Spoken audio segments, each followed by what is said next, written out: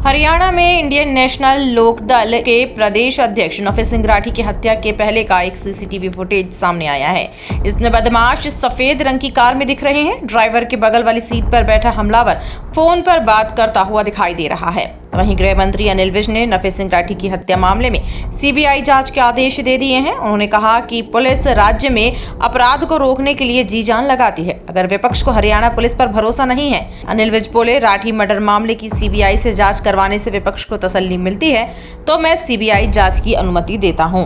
इस पर भूपेंद्र सिंह हुड्डा ने कहा कि इस हत्याकांड में सभी पहलुओं पर पर्दा उठना चाहिए। बता दें कि राठी व उसके साथी की बहादुरगढ़ में 25 फरवरी की शाम को अज्ञात हमलावरों द्वारा ताबड़तोड़ फायरिंग कर हत्या कर दी गई थी। बहादुरगढ़ पुलिस ने नफे सिंह राठी के ड्राइवर संजय के बयान पर एफआईआर दर्ज की थी। इसमें पूर्व विधायक नरेश कौशिक, नगर परिषद अध्यक्ष के पति रमेश राठी, पूर्व मंत्री मांगेराम के बेटे सतीश और पौत्र राहुल के खिलाफ मामला दर्ज किया गया है। ये सभी नेता बीजेपी पार्टी के हैं। वहीं आज बहादुरगढ़ में हुई नफे सिंह राठी हत्याकांड की गूंज विधानसभा में भी सुनाई दी। विपक्ष ने इस हत्याकांड को लेकर सरकार को घेरने का काम किया।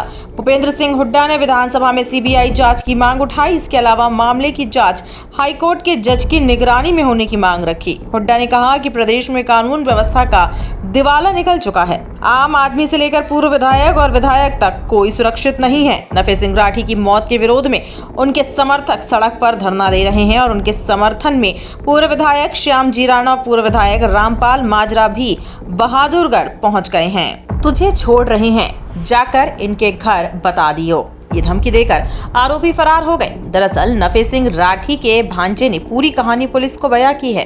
इस कांड में उनका भांजा बच गया, जबकि नफे सिंह और उनके एक सुरक्षा कर्मी जय किशन की मौत हो गई। एक अन्य सुरक्षा कर्मी भी जख्मी है। कार में सवार 5 हमलावरों ने नफे सिंह की फॉर्च्यूनर पर ताबड़तोड़ फायरिंग की थी। इस सारे मामले की जांच सीबीआई से और किसी सिटिंग जज की देख रेख में सीबीआई जांच करे। हमें हमारी पुलिस के ऊपर पूरा विश्वास है, लेकिन सरकार पे कोई भरोसा नहीं था। इसलिए हमने कहा था कि इसकी जांच सीबीआई करे और आज उसी को लेकर के एक अर्जेंट मोशन विधानसभा में दिया गया। उसके ऊपर चर्चा हुई। जितने सदस्य बोलने वाले थे उन सब ने प्रदेश में सुरक्षा को लेकर के सरकार पर सवाल खड़े किए और मैंने एक बार एक कॉलिंग लगाई थी कि किन किन लोगों को सुरक्षा आपने प्रदान कर रखी। वो भी मैंने आज कांग्रेस के विधायकों को जो उसका आंसर आया था वो भिजवाया था कि आप इसको भी जरूर विधानसभा में रखें कि भी आपने कैसे कैसे लोगों को सुरक्षा प्रदान की हुई है, जबकि चौधरी नफे सिंह राठी को भी सुरक्षा प्रदान करनी चाहिए थी। अब जब उनके सामने और कोई रास्ता बचा नहीं, आखिर मजबूरन उनको ये सीबीआई को सौंपना पड़ा। अभी मेरी एसपी से बात हुई है, एसपी का फोन आया था। एसपी ने मुझे बताया कि हमने 2 लोगों को गिरफ्तार कर रखा है और बाकी जिन लोगों के खिलाफ एफआईआर कराई गई है हम जल्दी उनको भी गिरफ्तार करेंगे। अभी मैंने एसपी को कहा भी आप आओ और आकर के लोगों के बीच में इस बात का आश्वासन दो, तब जाकर के कोई हम निर्णय लेंगे। मान के चलो सरकार की बेकायदगी की वजह से ये सारा आज इस तरह का इशू बना है। अगर समय रहते सुरक्षा दे दी जाती तो फिर सरकारी गनमैन जब किसी के साथ होता है तो बदमाश की हिम्मत नहीं पड़ती जल्दी से कि वो उसके ऊपर अटैक कर दे। लेकिन मैं आज भी ये बात कहता हूँ कि हत्या कराई गई है, ये पॉलिटिकल मर्डर है। इसमें जिन लोगों के नाम लिए गए परिवार की तरफ से वो सारे के सारे लोग बीजेपी के पदाधिकारी हैं, बीजेपी से सीधे सीधे जुड़े हुए हैं। अनिल विज ने भी विधानसभा में पहले यही बात कही कि जिनके खिलाफ एफआईआर लॉन्च कराई है वो बीजेपी के लोग हैं, ये पॉलिटिकल मामला है। क्या भारतीय जनता पार्टी की प्रदेश और केंद्र में सरकार है तो उनके पार्टी के पदाधिकारियों को, उनकी पार्टी के एमएलए को, एमपी को इस बात की छूट है कि वो कहीं बदमाश हायर करके किसी को भी मौत के घाट उतार दें। इसका मतलब तो ये भी जिसका राज होगा फिर वो अपनी मर्जी से लोगों को जीने देगा। इसलिए जिन लोगों के नाम दिए गए हैं उनको गिरफ्तार करो, उनसे पूछताछ करो और सारी चीज जो है पब्लिश करो, ताकि आइंदा से ऐसी हिम्मत कोई और आदमी ना जुटा सके। जो घटना कल घटी है बड़ी दुर्भाग्यपूर्ण है। सबसे पहले तो परिवार के संवेदना प्रकट करता हूं, लेकिन आज ऐसी परिस्थिति हरियाणा में हुई है। मैं कोई पॉलिटिकल व्यक्ति के तौर पे नहीं, एक कॉमन सिटीजन, आम प्रदेश का जो है नागरिक होकर ये कहना चाहता हूं, आज पूरे हरियाणा में हर नागरिक अपने आप को असुरक्षित महसूस कर रहा है। ऐसी परिस्थिति हो गई। ये तो खाली एक आज पूर्व विधायक थे, हम सब इतने गंभीर हैं, लेकिन आम आदमी भी के साथ भी ऐसा होता है, तब भी हमारे गंभीर होना चाहिए। हम जब क्यों नहीं गंभीर होते? कितने मर्डर हो चुके, कितने डाके पड़ चुके, कितनी धमकियां मिल चुकी, विधायक तक को भी धमकियां मिल चुकी, लेकिन कोई ऐसा कदम उचित नहीं उठाए गए। आज समय है, चाहे पक्ष हो चाहे विपक्ष हो, चाहे कोई राजनीति में हो ना हो, सबको अपने प्रदेश को सुरक्षित बनाने की प्रयास करना चाहिए। आज अगर हमारा प्रदेश असुरक्षित रहेगा तो विकास नहीं कर सकता, कोई इन्वेस्टमेंट नहीं आएगी। और ये तो बहुत बड़ी घटना है जो एक पूर्व विधायक इस प्रकार से गोलियों से भुना गया। उसके साथ एक और अपने दलाल के माडोटी के जय किशन, उनकी मृत्यु हुई, 2 गंभीर घायल हैं। उससे पहले कई बार, तो ये सब आपके सामने है। तो मैं जब गृह मंत्री जी जवाब देंगे, मैंने FIR में था नहीं, उन्होंने क्या कहा मैं पढ़ नहीं इसका, ना मेरे को मालूम है, लेकिन FIR कुछ भी हो, सवाल इस बात का नहीं है ये क्यों हुआ और आज हमारी परिस्थिति क्या है हरियाणा की, कानून व्यवस्था में कहाँ खड़े हैं, क्यों असुरक्षित प्रदेश हुआ ये, क्यों केंद्र ने किया, कहाँ हम खड़े हैं। ये आज मैं गृह मंत्री से कहूंगा कि NCR की जो रिपोर्ट है, किस अपराध में किस नंबर पे पहुंचे हुए हैं हम, ये स्वयं जवाब में बताएं और फिर सोचें, विचार करें कि क्या कदम उठाएंगे। ये बताएं हमारे क्या कदम उठाओगे, क्या सुरक्षा करोगे, और इसमें कोई दो राय नहीं।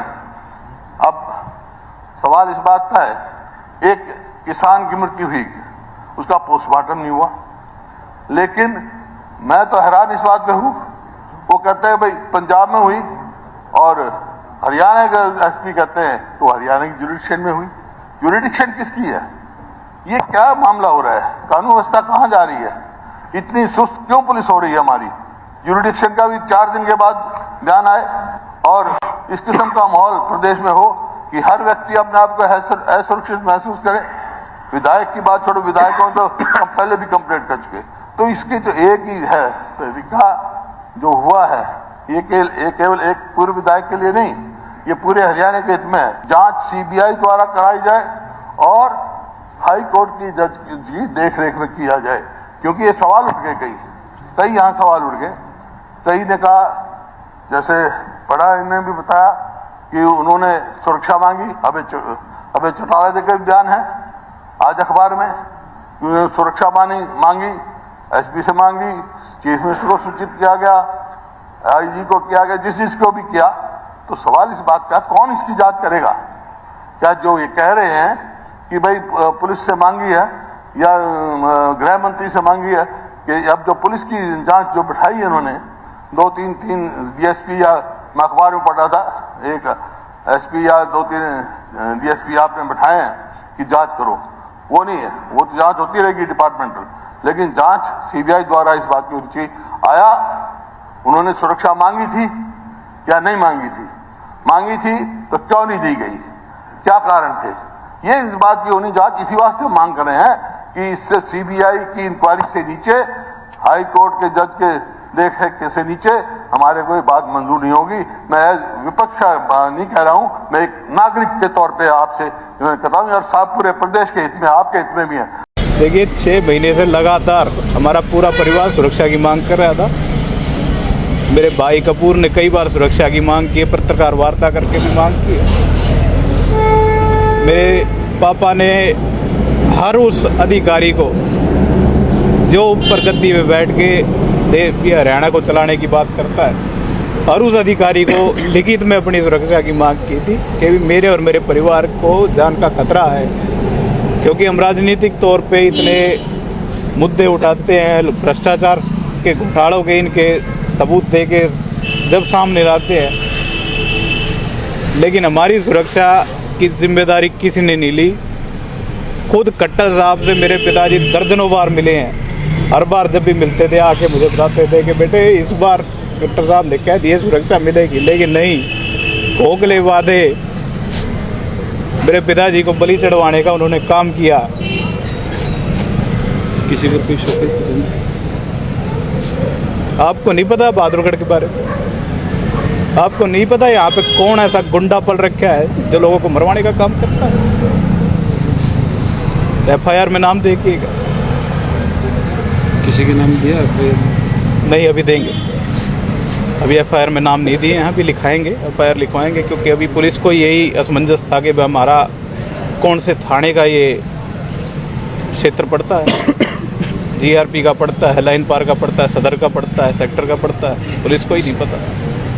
अभी 2 दिन पहले ही जन्मदिन मनाया था। देखिए, 2 दिन पहले हमने अपने पिताजी का जन्मदिन मनाया, धूमधाम से मनाया। हमें ये नहीं पता था कि वो आखिरी हो। आज बहादुरगढ़ ने अपना रखवाड़ा खोया है। मेरे पिताजी ने जब से उम्र संभाली तब से बहादुरगढ़ की सेवा करी। 2 मरतबा यहाँ से चेयरमैन रहे, नगर पालिका के शहर को पहली मरकरी लाइट दी, CC गलियाँ दी, कॉलोनियाँ मंजूर करवाई। इस शहर को बनाने में मेरे पिताजी ने अपना खून पसीना एक किया। जिस समय मेरे पिताजी यहाँ के MLA बने, बहादुरगढ़ को चंबल की घाटी कहा जाता था। 1 दर्जन से ज़्यादा दुकानों पर पुलिस बैठी थी। क्यों? यहाँ पे गुंडे मंत्रियाँ मांगते थे। हमारी सरकार आई, वो गुंडागर्दी खत्म हो गई थी, शहर हमारा पीसफुल हो गया था, तरक्की की राह देख रहे थे लोग यहाँ पे।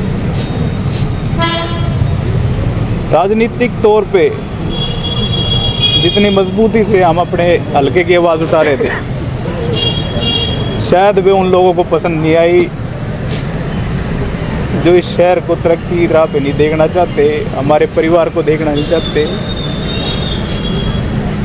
पिछले 6-7 महीने से बार बार इनपुट आ रहा था, CID का भी था, लोकल पुलिस का भी था कि भाई आपके ऊपर हमला हो सकता है, सावधान रहिए। लेकिन मरने वाले को तो हमेशा सावधान रहना पड़ता है, लेकिन मारने वाले को तो एक ही मौका चाहिए। आज उनको वो मौका मिल गया और मैं अपने पिताजी को खो बैठा। ये गोली चलने की सूचना मिली है और इसमें हमारी सारी CIA की टीम्स और STF जो है कार्य कर रही है, और जो भी इसमें आरोपी हैं उनको शीघ्र अरेस्ट किया जाएगा। किनको लगी है सर गोली? क्या अभी मैं इसमें बिल्कुल स्पष्ट नहीं कह पाऊंगा, तो अभी तो एक बार हम इसको जो है एक बार उनको जो भी आरोपी हैं उनको अरेस्ट करने में लगे हुए हैं। कोई एक्सपर्ट भी है वो सर? अभी मेरे विषय में अभी मेरे नॉलेज में कुछ आया नहीं, और जैसे ही आता है तो फिर आपको अपडेट करेंगे। हमलावरों के बारे में कुछ लगी हुई है हमारी टीम्स जो है, तो जल्दी अरेस्ट उनको किया जाएगा।